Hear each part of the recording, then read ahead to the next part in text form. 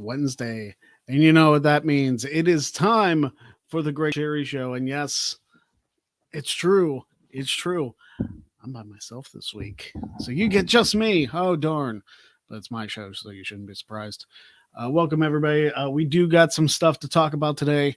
We are going to dive, if I could talk, we are going to dive into the NFL wildcard weekend, which, yes, is very painful for me to talk about, but I've got to talk about it anyway. We're going to talk about the upcoming Royal Rumble, and we're going to throw it to you guys, too. We want to know what you want to hear, what you want to hear us talking about. So that is going to be on the docket for today's show. If you would like to donate, go ahead and do so at the link that should be posted in the comment section of pretty much everywhere this is live. So go ahead and take care of that, because I want to see if you can top Brett Storm, because Brett Storm donated again. Thank you very much, Brett, for that. So we are going to pull up that lovely wheel. You know it. You love it. You'll never forget it. I feel like I've used that line a lot in the recent recordings. That's perfectly fine. So, Brett, let us see what you get here once the wheel comes up. And we will be talking about them boys. Oh, yeah, we definitely will. Here we go. No, that's a bad. I thought I was going to the jumping jacks. To tell the truth, and yeah, Brad, that's possible. To tell the truth, so ask me anything, and I have to answer truthfully. Again, does not have to be about wrestling. I actually prefer if it isn't, because we talk about wrestling a lot, and I'm going to have to talk about it a lot more once football season's over. All right, so let's talk about the NFL wild card while we wait for Brett's question. It was a very up and down weekend as far as the quality of games. On Saturday, we saw the Bengals and the Raiders, probably the best game. Well, one of the two best games of the entire weekend. The Bengals winning their first playoff game in 31 years. And I said it before, and I'll say it again. I'm just glad that streak was not broken at the hands of the Steelers. So that's the only thing I'm happy about. Because if the Bengals would have beat the Steelers, if they would have played each other in the wild card round, never would have heard the end of it. But the Bengals are moving on. The next game on Saturday, the Buffalo Bills. I don't know if laid the smackdown is a big enough term for what they did to New England. But Buffalo, they were at home too. But Buffalo just got all of that AFC East frustration out on the Patriots. They had been dealing with Tom Brady for nearly 20 years. This was their opportunity in their home stadium to show the Patriots exactly what they were about. And boy, oh boy, did they ever.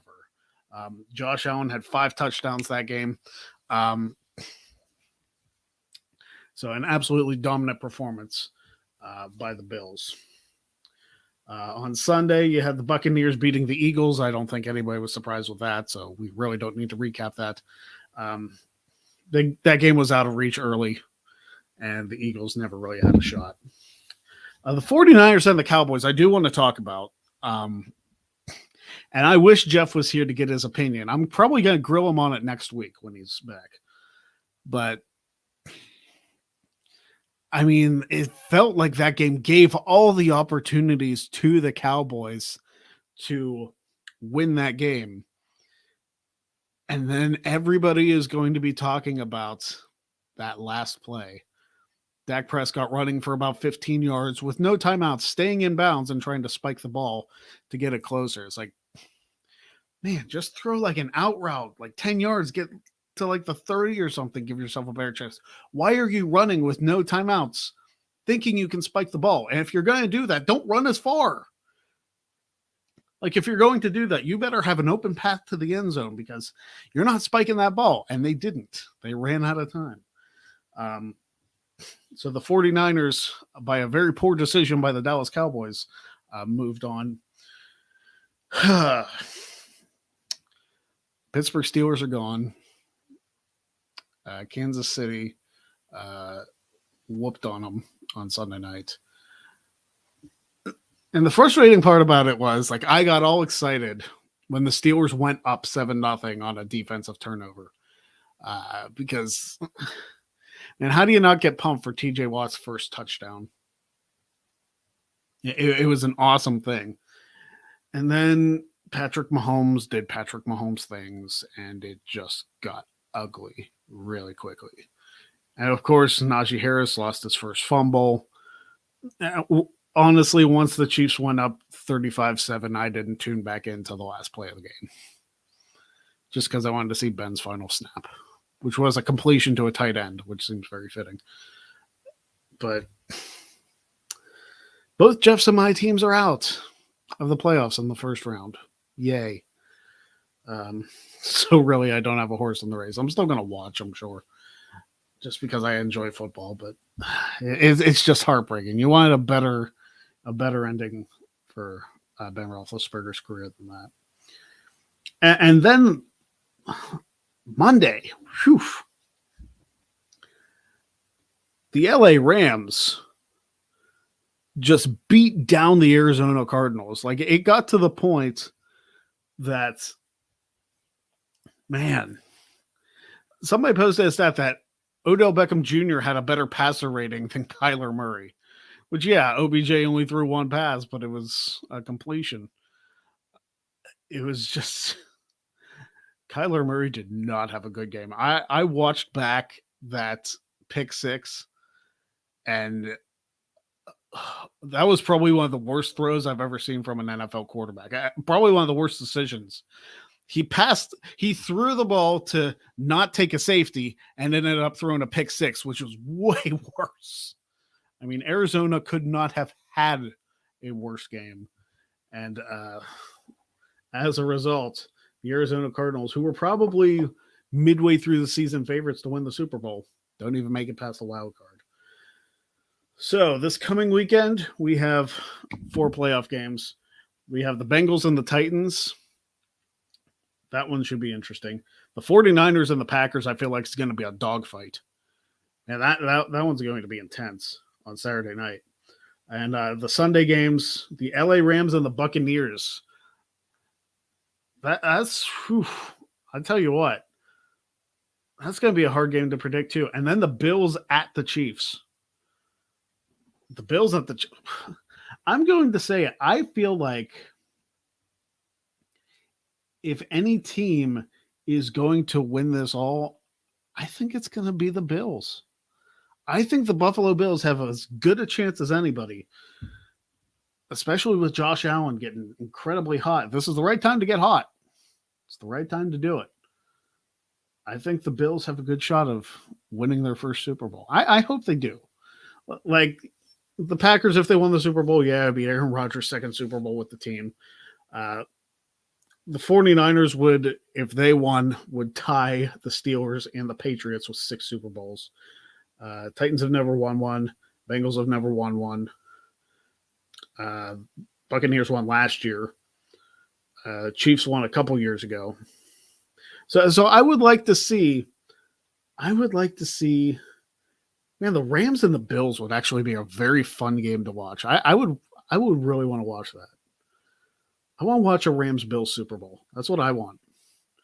Since the Steelers are out, I really don't have a horse in the race anyway. All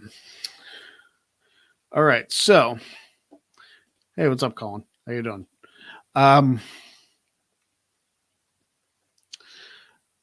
Brett Storm's question, he wanted entrance. It almost landed on entrance.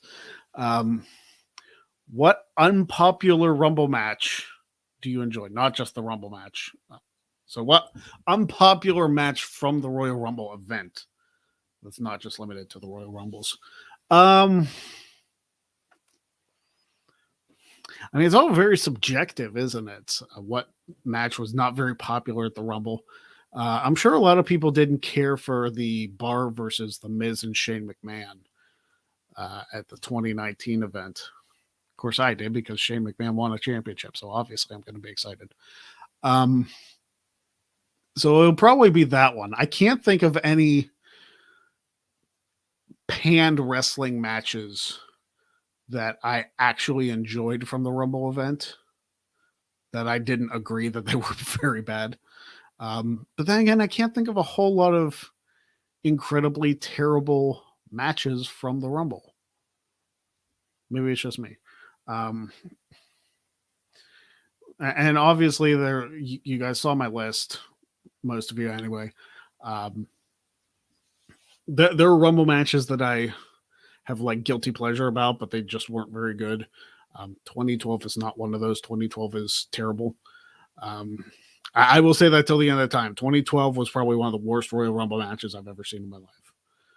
Find out where it is on my list. It's so there aren't a whole lot. Man, Colin, you're just going through it, aren't you, brother? I hope you recover. I think you're vaccinated, right? I don't know if we've had that discussion, but hopefully you're vaccinated. And hopefully you get better soon. But yeah, the NFL. I don't want like the Buccaneers and the Chiefs again, because we saw how that went last year. The Buccaneers just absolutely dominated Kansas City. So I don't want to see that again. I really want some fresh blood in there, and I don't want the Bengals because they're division rivals.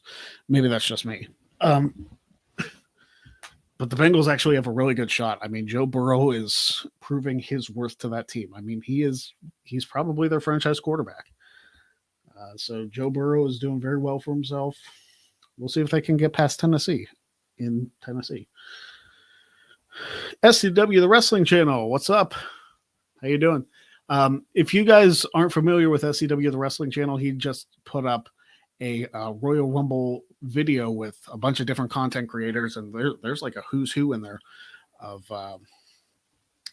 content creators who talked about their favorite Rumble match of all time. And I had to base mine off of my list that I made last year. So go check that out over on his channel. It's definitely very well edited, very well put together. So go check that out. You'll enjoy it just like I did. All right. Speaking of the Royal Rumble, that's coming up here in about, 10 days. It's hard to believe, 10 days away from the Royal Rumble. We have 21, I believe now, women's entrants announced, and about 15 for the guys. They're trying to I feel like keep the men's entrance closer to the vest than they are for the women's Rumble. And they said they're still trying to pull, there were reports out there that they were trying to pull a massive Forbidden Door name for the Royal Rumble, which I really hope they do. I wonder if the AEW stuff is being downplayed just to like lower our expectations, and then bam, somebody from AEW shows up. I don't know. I would like to see a guy like Adam Cole in the Rumble.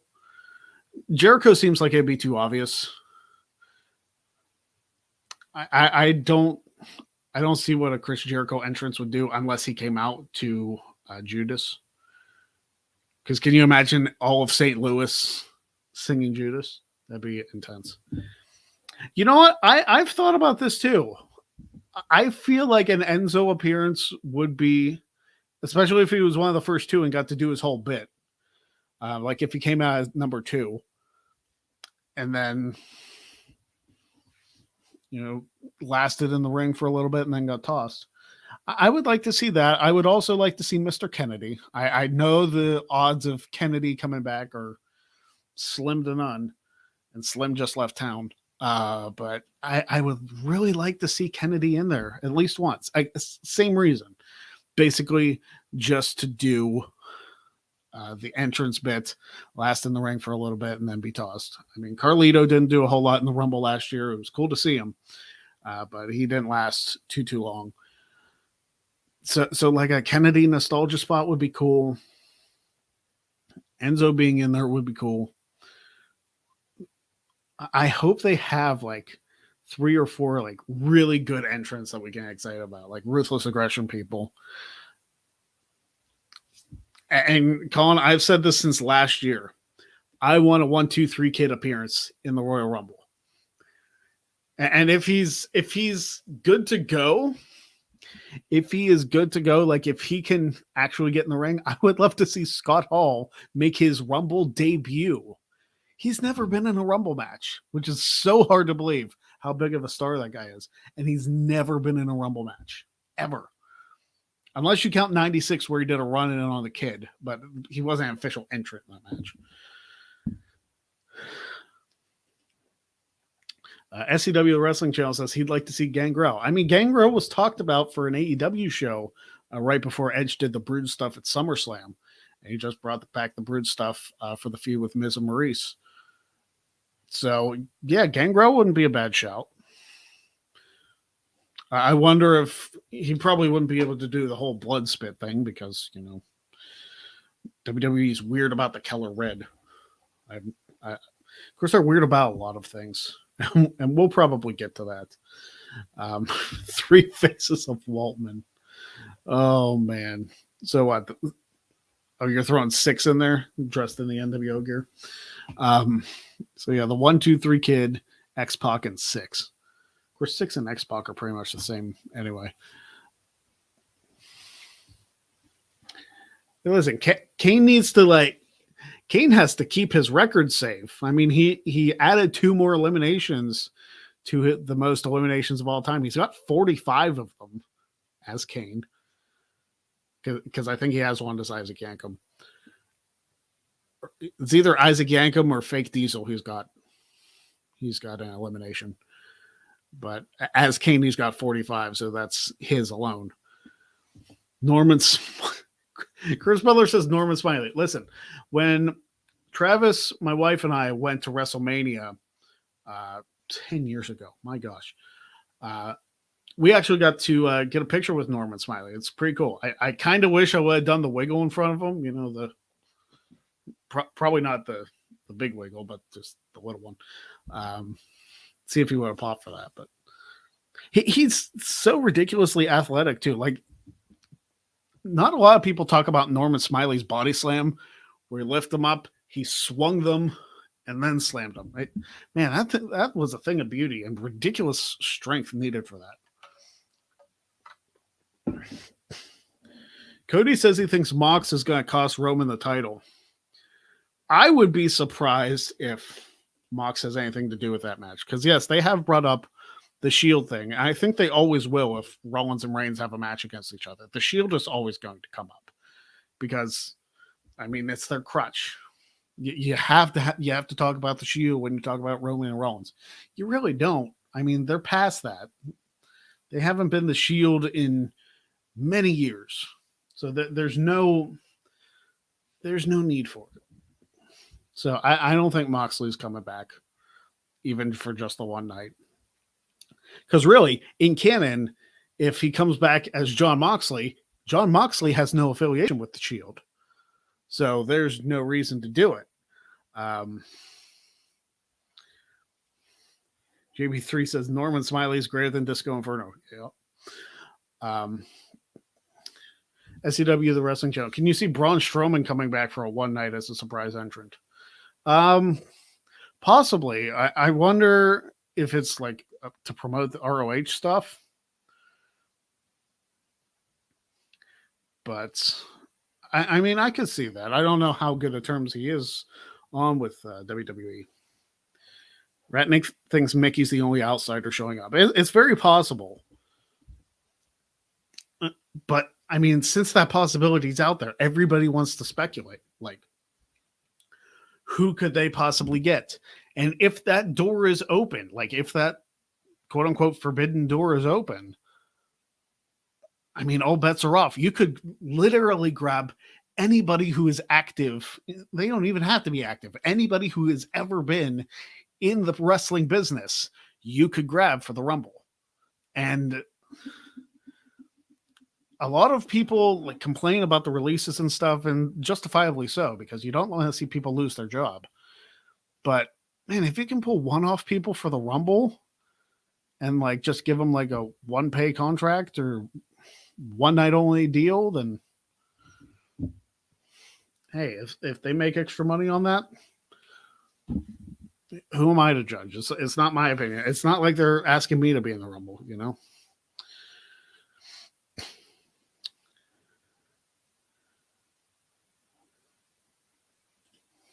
Gunther showing up and getting eliminated in 1.2 seconds. Okay, let's get it out of the way because I was playing poker last night. I actually had 2 really good games of poker last night. And I come home after NXT was already off the air and see that Walter is the one who is strapped with the name Gunther. It proves to me a couple things. Number one, NXT UK is not canon in WWE. They don't give a shit about NXT UK. They don't care.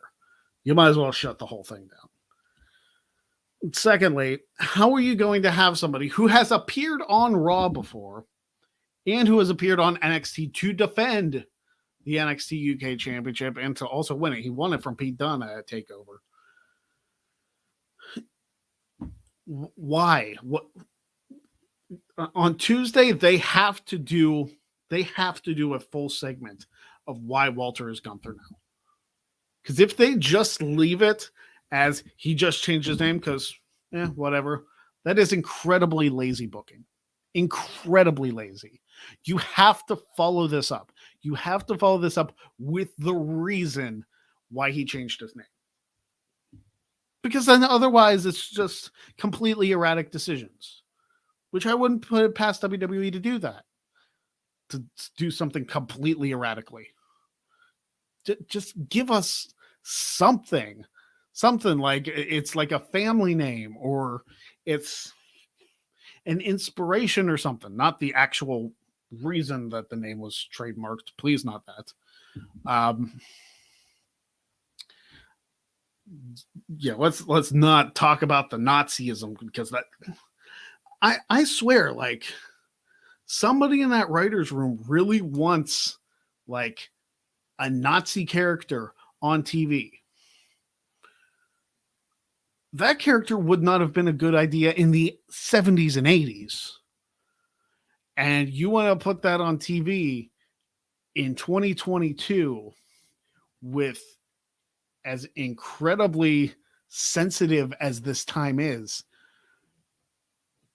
Absolutely freaking not. No, you can't. You couldn't do it at any time. You couldn't do it in the 40s.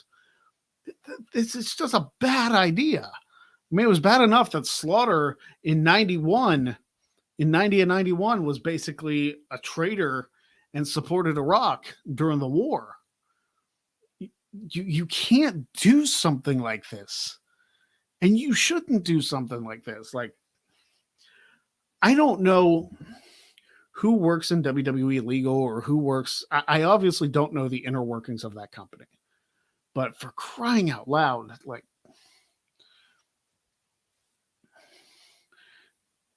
if this is a Bruce Pritchard thing,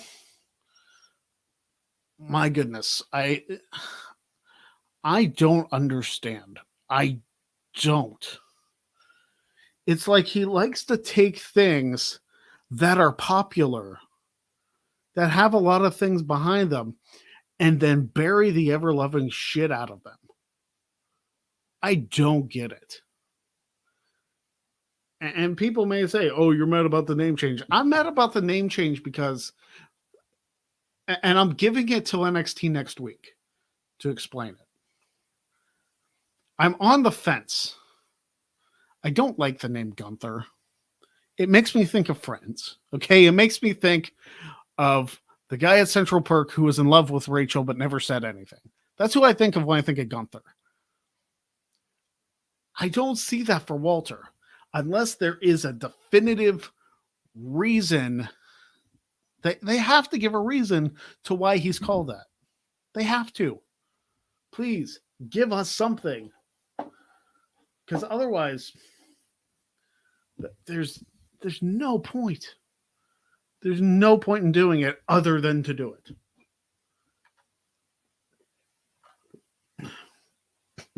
Anyway, that's a little rant for them.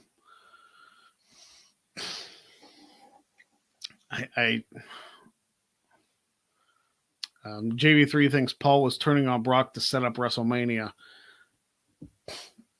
The problem is, I'm afraid that WWE is going to book themselves into a corner for WrestleMania.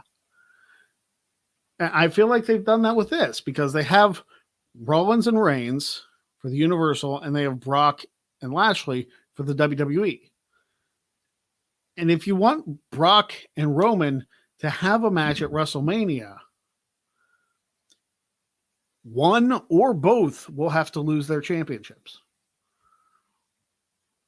So either Lashley wins the WWE Championship, Rollins wins the Universal Championship, or Reigns retains against Rollins and then loses in the chamber because of Brock. Or Brock loses in a chamber. I have no idea where they're going with this. And do we really need to see Brock and Roman at WrestleMania again? This will be the third time. Say what you will. WrestleMania 31 was a triple threat for 50 seconds. It's technically the third time they've gone one-on-one at WrestleMania if they do it again this year. 31, 34, 38. Why do we need to repeat it? This ain't Rock Austin. It's not Rock Austin where all three matches were great. 31 was great because it was memorable. 34, nobody wanted to see that match. Nobody. 38, okay, there's a little more build behind this. There's a little more build. But why? Maybe I'm just pessimistic. I don't see a reason that they need to revisit Roman and Brock again. Do you have nobody else for those two? Because after WrestleMania, you can't keep going with Roman Brock. It has to end at WrestleMania 38. It has to. No more after that. After WrestleMania 38, if they do it again, I never want to see it again. Because then the bloom is off that rose. You've had heel Lesnar and face Roman. Now you have heel Roman and face Brock. There's no reason to revisit this match ever again after WrestleMania 38. Zero. Have Roman go over and leave it alone. Give Brock somebody else to face at WrestleMania 39 for the love of everything sane. Don't need to see it again.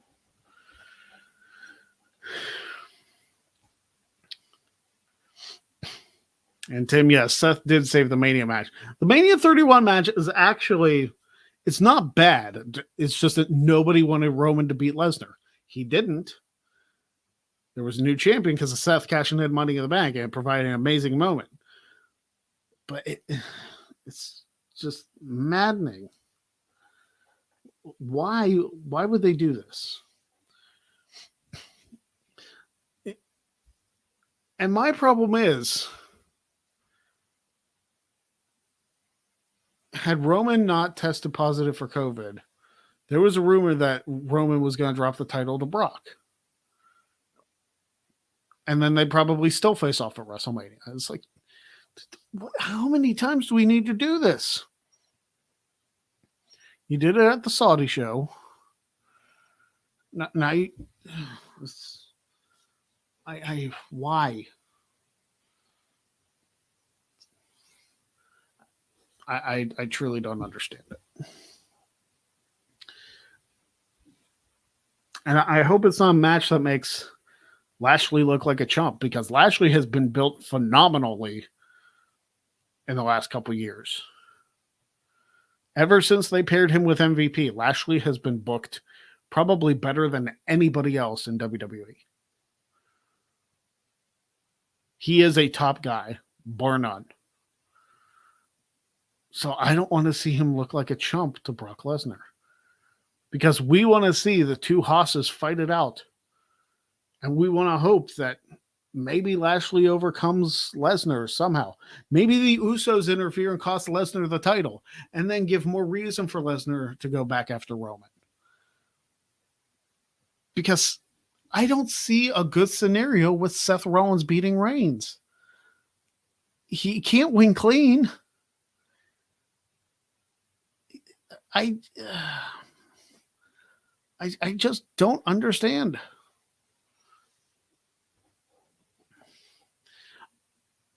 Possibly, and also Jeff Hardy being out too. Like they terminated him. They've really shot themselves in the foot. Like, I'm excited about the Rumble matches. I'm nervous about the title matches because, of course, both the people who win might not even be champion by WrestleMania. Because you remember, Drew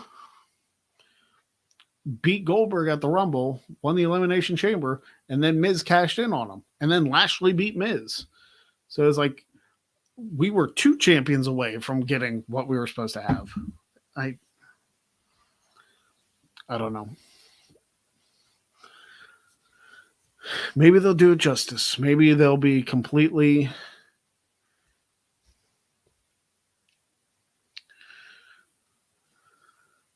fine. And yes, JB3, Seth did beat Roman clean at Money in the Bank 2016. That is true.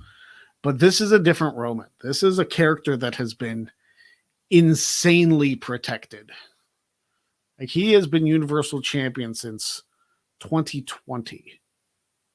It is 2022, and he is still champion. Same reign. This is not the Roman that Seth faced in 2016.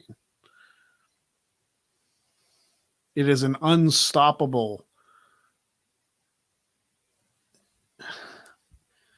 like, you almost have to cheat to beat Roman. No matter who the person is, you almost have to cheat.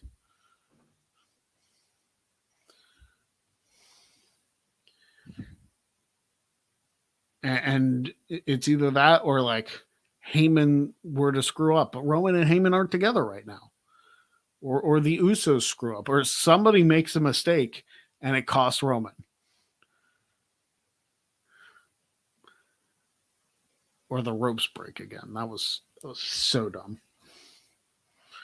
Like, what a waste. Like, it was at that moment that Balor's main roster career was done. There's no coming back from that.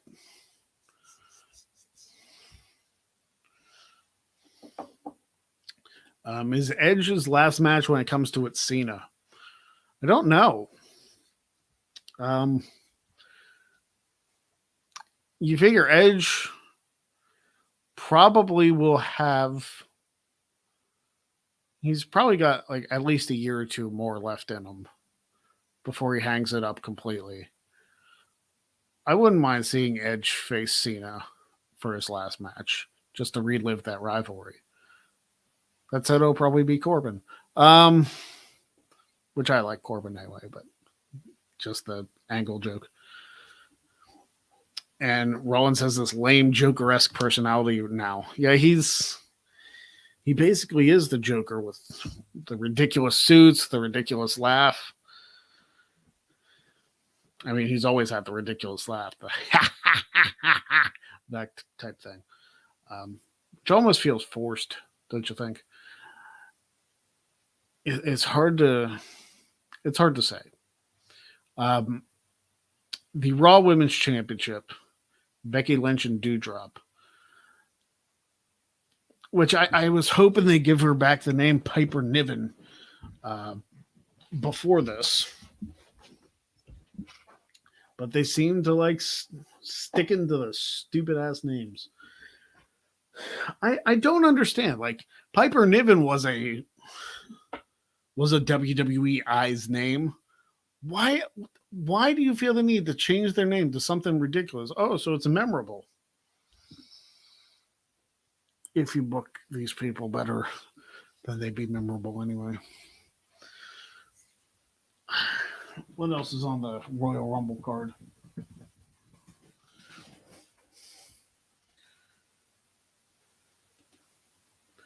Obviously, the Rumble matches, which we'll talk more about those next week when we have a little clearer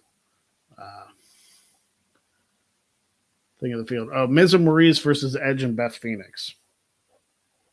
I don't know if any of those four are going to be in the Rumble. I'm guessing Miz and Edge might be. Beth might be too. I don't know about Maurice.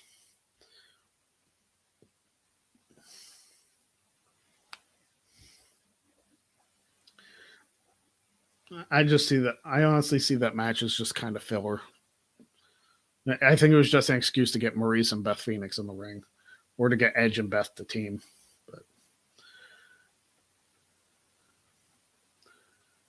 And Alpha Academy and RK Bro may happen, but there's no confirmation about that. After that match on Raw, I gave up on the women's title. Well, a lot can happen. Somebody decent could win. There's a lot of talk about Bianca repeating as Rumble winner, which I could see happening. If Bayley is cleared, she could win the Rumble. It's heartbreaking that Sasha's not cleared. Sucks so bad. Wildly frustrating. But hey, injuries happen.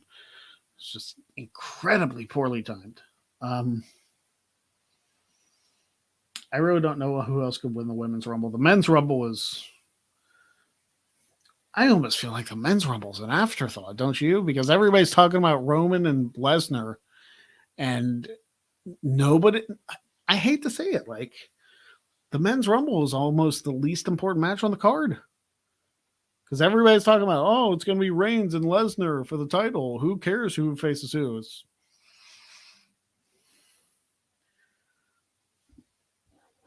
And looking at the field for the men,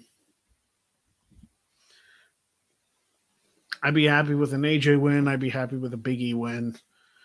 A Corbin win, as long as he got rid of that stupid gimmick, I'd be happy with. Owens could win too. That would be incredible.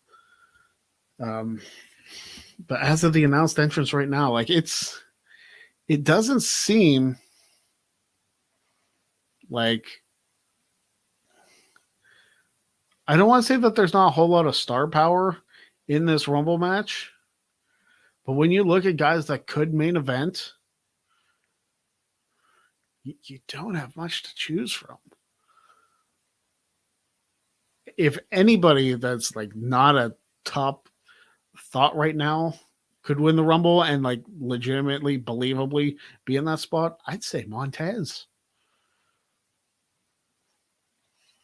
I'd love to see Montez get like a massive showing in the Rumble. But if you're going to go with the safe main eventers that have been there before, you got Sheamus, AJ, Big E, Kofi, and Owens.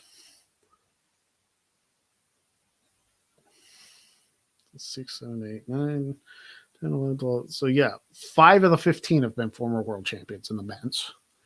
Now granted, we still have other entrants to be known. And I'm going to say this too. Like, I don't know if you guys have been watching the Rumbles the last couple of years and noticed this, but when they talk about entrants that are confirmed entrants, I feel like they changed that up the day of, because I was watching along with the 2020 Men's Rumble one year and trying to figure out who was left.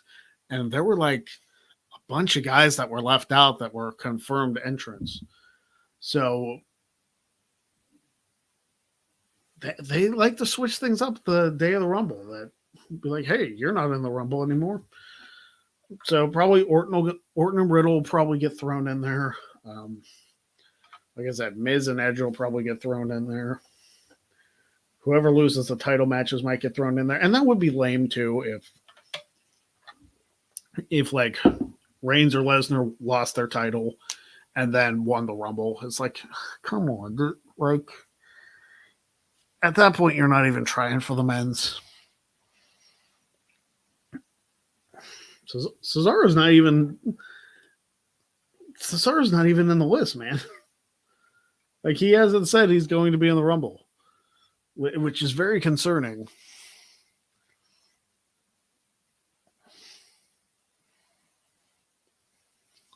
I don't know. Like, we're only 10 days away from the Rumble, and only half of the men's participants have been announced. Like, you figure they gotta have somebody big. They gotta have somebody big. Otherwise, it's looking very 2012-ish. I hate to say it. I love the Rumble, but this is looking. I don't know. It's the men's Rumble is concerning for me. It's been talked about some on Twitter that the women's Rumble should main event, and quite frankly, looking at the field, I would have the women's Rumble main event. I would, because the men's one doesn't impress me. And the women's Rumble main event in 2018, it was a good Rumble. I feel like in the last 4 years, the only Rumble match that main evented and should have, because it was the better of the two matches, was 2020. 2018, the men's Rumble was better. It did not main event. 2019, the women's Rumble was better. And it did not main event. 2020, the men's Rumble was better and it main evented. In 2021, the women's Rumble was better and it did not main event. So they're 1 for 4 as far as the better Rumble match main eventing. And maybe it's just burnout or something that, you get excited about the first Rumble match and it's like, oh, we got to do it again. I don't mind. I love the Rumble. But, man, it's so hard to predict. I hope they have the women main event. I do, because I feel, especially, I don't like the fact that Charlotte's in the Rumble. It's like you couldn't find her just like a random throwaway opponent. It's not like she'd lose the title at the Rumble. Just find her somebody. And then have somebody from Raw win the match. And then challenge Becky. Because Doudrop's not winning, let's be honest.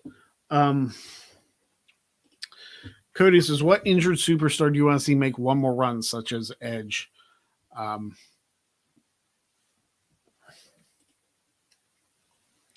Injured superstar that I would like to see make one more run.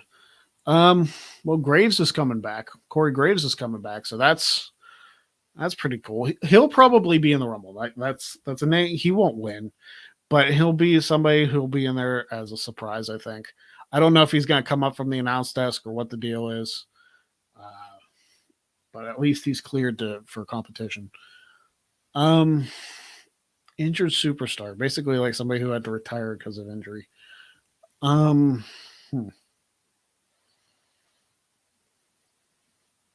mean, Mr. Kennedy was an injured superstar like all the time in this WWE run. I feel like he would have been a world champion there if he wasn't injured so much, because he won Money in the Bank. He was supposed to have that storyline with the McMahons,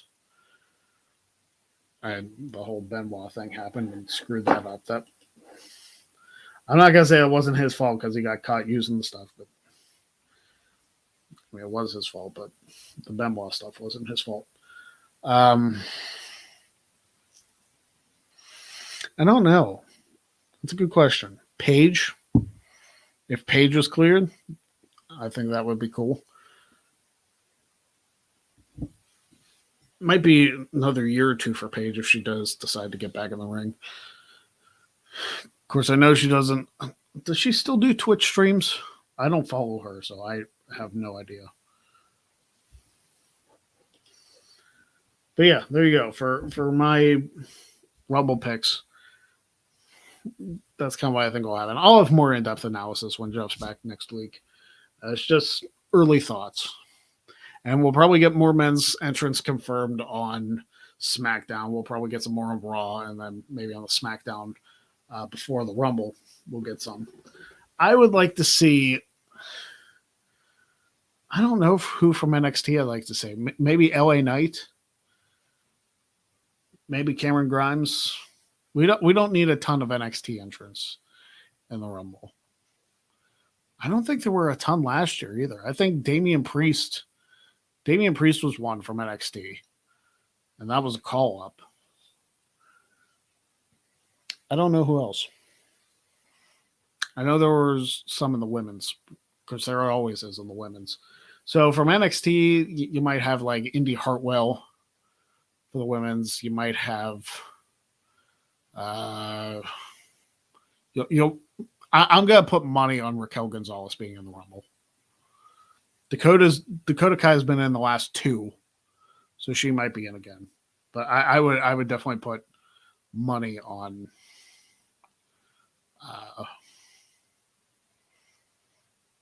I would put money on Raquel Gonzalez being in. Trivia question for Q&A. What was the WCW Hardcore Championship match for Uncensored 2000? Oh, boy. 2000 was not my thing, so I'm not sure. I do remember, and I don't know. I know at Super Brawl 2000, Brian Knobbs won the championships. So I don't know if the title changed hands after that. But I'm going to say Brian Knobbs versus...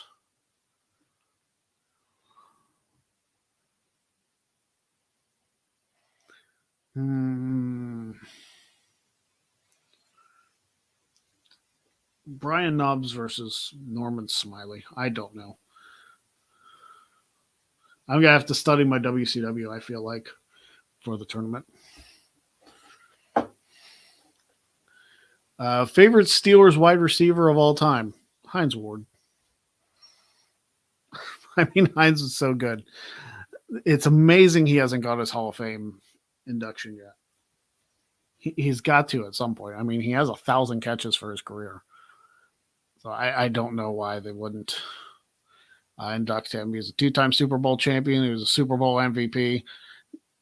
He was a fantastic blocker. A lot of people didn't like him, but Steelers Nation loved him.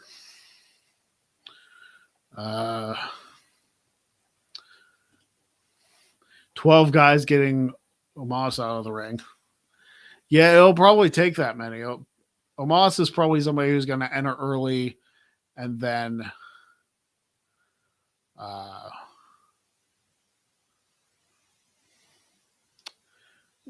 bunch of people will probably dump him out. Chris, will you be at the Wrestle Buddy trivia this weekend? Yes. Yes, I will be. Yeah, I got that invite from Matty Laws, and I heard it's Rumble trivia, so you better believe I'm going to be there. So, yes, I will be a part of that this weekend. I'm looking forward to it. It's been a while since I've been on the other side of the trivia scale, actually competing, so it's going to be really nice. It was Brian Knobbs versus 3 Count. I was right that Knobbs was champion. Yeah, I remember the Knobbs and Bigelow match at Super Brawl. So I knew Knobbs won the title there. I was never going to get 3 Count. Thoughts on Texans interviewing Hines for the head coaching job? I actually haven't heard that, surprisingly. Is he really in consideration? He's also being talked about for a coaching position at Georgia. But yeah, he did interview with the Texans. I mean, Hines is a likable guy. I could see him. He's got a great mind for the game. Head coach, we'll see. I would love to see him as a wide receivers coach for the Steelers, but just like I'd like to see Roethlisberger be either quarterbacks coach or offensive coordinator. Probably not going to happen. But I mean, if Hines gets the job, good for him. He's got to make money somehow, and he's got to make his money either as an analyst or as a coach. So good on you, Hinesy. Oh, you're going to be there. Okay. I'm not sure who all Maddie has lined up, but yeah, I'll definitely be there. If it's Rumble trivia, which it's poised to be, good luck there. Speaking of trivia, I know you're still in the chat, Brett, so I want to tell you this now. I'm going to be getting a hold of you and Sat probably tomorrow to schedule your semifinal match, and I have both the other semis or both the other quarterfinals Done. Greg, trivia. Which year did Razor Ramon defend the Intercontinental title against Jeff Jarrett? 1995.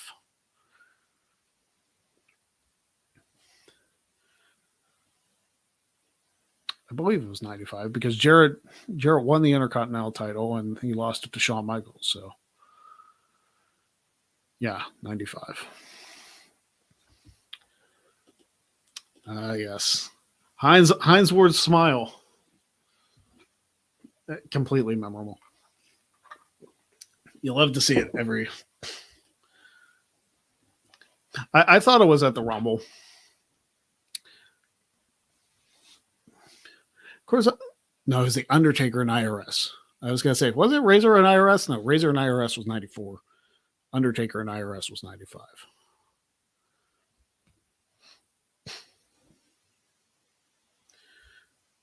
But yeah, I gotta get the mind going for that Rumble trivia. All right. Now I know Dynamite's going to be a good one tonight, so I'm going to try and get you guys out of here in the next couple minutes. If you have any more donations, if you want to see another wheel spin, feel free to do that.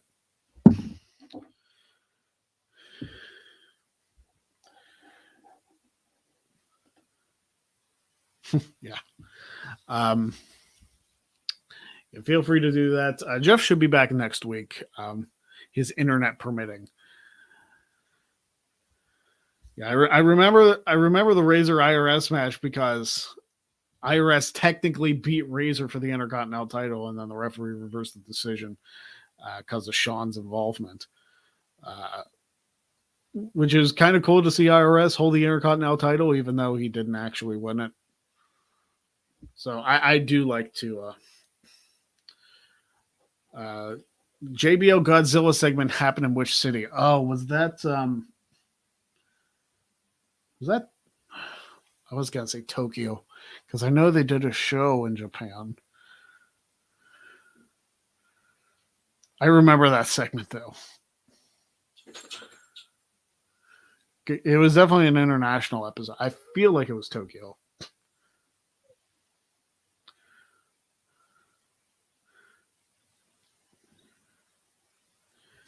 Chris, what's up with the Walter name change controversy? Okay, so either last night, it was either last night or Monday that it was Tokyo. What? If you're a fan of Good Mythical Morning, you get that. So hold on, I'll cover that. Who were number 1 and number 2 in 2006? Triple H was number 1. Rey Mysterio was number 2. As far as Walter's name change, the name that was trademarked was Gunther Stark, which was a U-boat for the Nazis during World War II. And it was completely panned. And Walter is Austrian. And he was given the name Gunther last night on NXT. Which nobody understands why Walter, of all people, was given the name change, but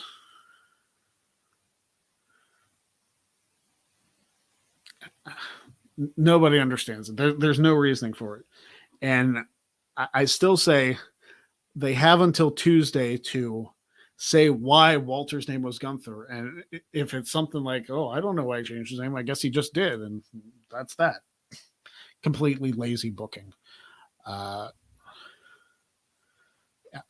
don't understand it. Like, again, I'm going to try and give it till Tuesday.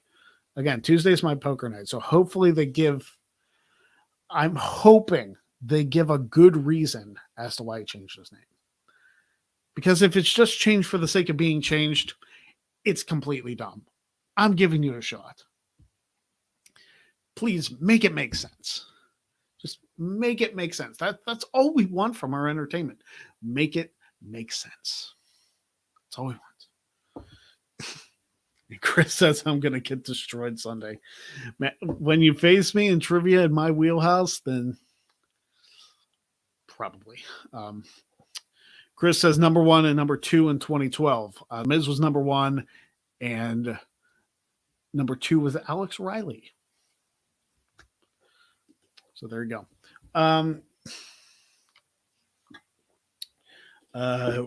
Trivia, Greg, what year did Wade Barrett win the King of the Ring? 2015. Defeating Neville in the finals. I'm getting myself warmed up. Oh, and Brett. Thank you very much, Brett, for that. Donating and getting a wheel spin. And JB3, I've checked out the first episode of How I Met Your Father. And it's not because I have a massive crush on Hilary Duff, which I do. But yeah, I checked out the first episode. I enjoyed it. I'm looking to see, Jen and I are probably going to watch the second episode tomorrow, because I think that's all that is out right now, are the first 2 episodes. So yeah, we're going to check that out tomorrow. All right, Brett, you want another spin? I'm going to get you another spin. And it's probably going to be the last thing to close this out. So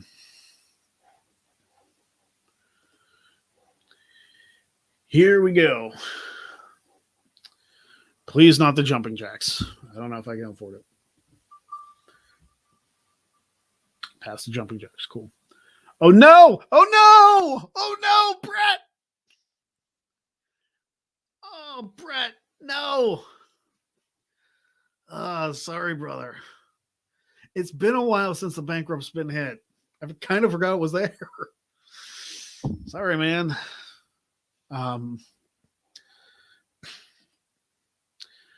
Okay, I'm going to take this off the screen and answer this. What 5 pay-per-views did Wade Barrett headline in 2010?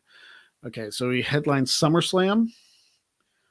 He headlined Survivor Series, Bragging Rights, TLC, and this match was Night of Champions. Because his Hell in a Cell match with Cena was not the main event.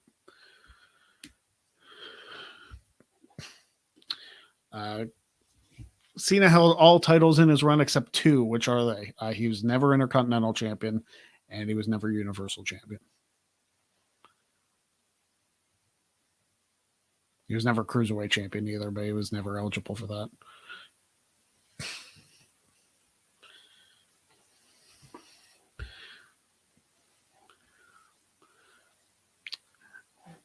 Yep. I got it. Good to go.